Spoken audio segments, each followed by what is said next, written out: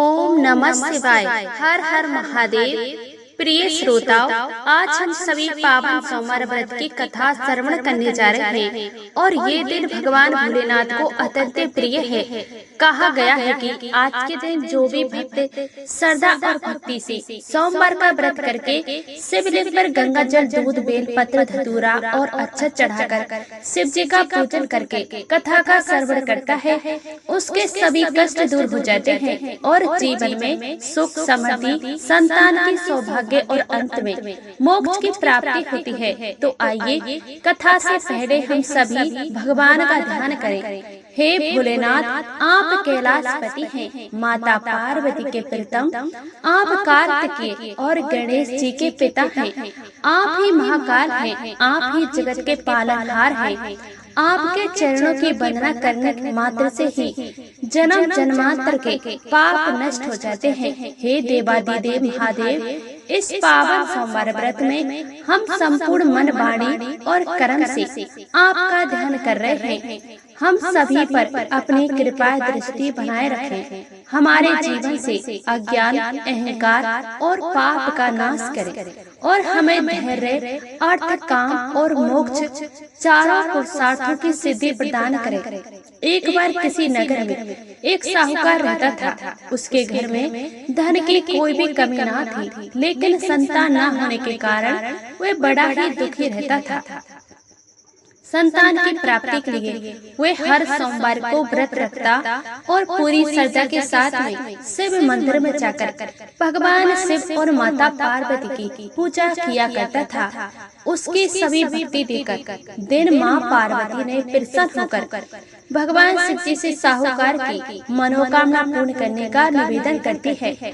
पार्वती जी आग्रह पर भगवान शिव जी ने कहा, हे देवी, इस संसार में हर प्राणी को उसके कर्म का फल मिलता है और उसके भाग्य में जो हो उसे भोगना ही पड़ता है। लेकिन पार्वती जी ने साहूकार की भक्ति देखकर उनकी मनोकामना पूर्ण करने की इच्छा से व्यक्त की। माता पार्वती के आग्रह पर भगवान शिव जी ने साहूकार को पुत्र प्राप्ति का वरदान दिया, लेकिन उन्होंने बताया कि ये बालक केवल 12 वर्ष तक ही जीवित रहेगा। माता पार्वती और भगवान शिव जी की इस बात को साहूकार सुन रहा था, लेकिन उसे ना तो इस बात की खुशी थी और न ही कोई दुख, बल्कि वह पहले की तरह ही शिव जी की पूजा करता रहा। कुछ समय के बाद साहूकार की पत्नी ने एक पुत्र को जन्म दिया। जब वह बालक 11 वर्ष का हुआ तो उसे पढ़ने के लिए काशी भेज दिया गया। साहूकार ने पुत्र मामा को बुलाया, उसे बहुत सारा धन देते हुए कहा कि तुम इस बालक को काशी विद्या पढ़ाने के लिए लेकर जाओ। तुम लोग रास्ते में यज्ञ कराते जाना और ब्राह्मण को भोजन दक्षिणा देते हुए जाना।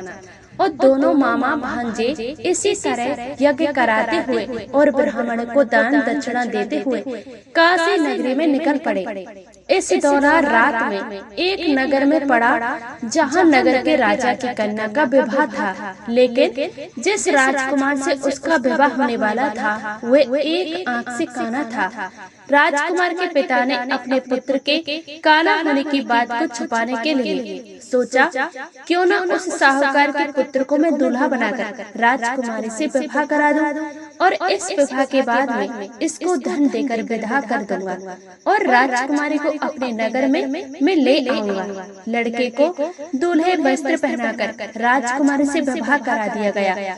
साहूकार का पुत्र ईमानदार था। उसे ये बात सही नहीं लगी, इसलिए उसने अवसर पाकर राजकुमारी से दुपट्टा पर लिखा दिया कि तुम्हारा विवाह तो मेरे साथ हुआ है, लेकिन जिस राजकुमार के साथ तुम्हारा संग विवाह भेजा जाएगा उसे एक आंख से काना है, तो मैं काशी विद्या पढ़ने जा रहा हूँ। जब राजकुमारी चुंदरी पर लिखी हुई बातें पढ़ी तो उसने अपने माता पिता को यहाँ बुलाया और सारी बातें बताई। राजा ने अपनी पुत्री को विदा नहीं किया, फिर बारात वापस चली गई। दूसरी ओर साहूकार का पुत्र और उसका मामा काशी पहुँचे और वहाँ जाकर उन्होंने यज्ञ किया। किसी दिन साहूकार का पुत्र 12 वर्ष का हुआ।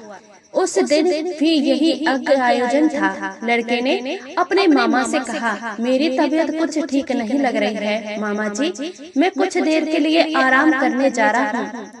तो मामा जी ने कहा, कर लो। भगवान शिव जी के वरदान सुनकर कुछ ही देर में उस बालक के प्राण निकल गए। मृतक भांजे को देखकर उसकी मामा ने विलाप करना शुरू कर दिया। आयुवंश उसी समय भगवान शिव जी और माता पार्वती उधर से जा रहे थे। पार्वती जी ने भोलेनाथ से कहा, स्वामी, मुझे इसके रोने का ईश्वर सहन नहीं हो रहा है, आप कृपया इस व्यक्ति के कष्ट को अब से दूर कीजिए। जब भगवान शिव जी मृतक बालक के समीप गए तो वे बोले, पार्वती, ये वही लड़का है, साहूकार का पुत्र है, जिसे मैंने 12 वर्षों की आयु का वरदान दिया था।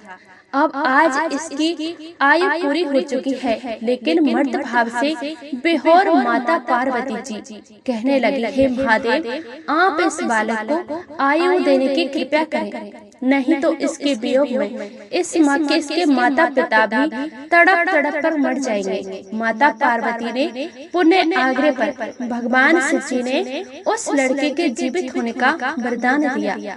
शिव जी की कृपा से वे लड़का जीवित हो गया। शिक्षा पूरी करके लड़का मामा के साथ अपने नगर की ओर वापस चल पड़ा। दोनों चलते चलते उसी नगर में पहुँचे जहाँ उसका विवाह हुआ था। उस नगर में भी उन्होंने यज्ञ का आयोजन किया।